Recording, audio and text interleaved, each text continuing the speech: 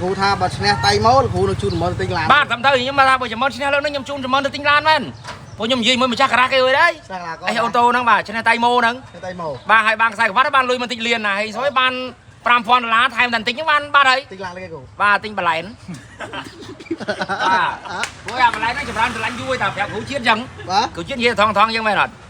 cái đó tinh làm đây kì បន្លែន bà bè la khối đi ra nè sao lắm kì បើសៀនក៏បានដែរ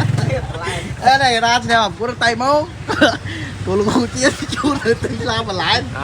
ទិញបន្លែន bà lại là bà liên បន្លែនហ្នឹងដូចជាបន្លែន0ប៉ុន្មាន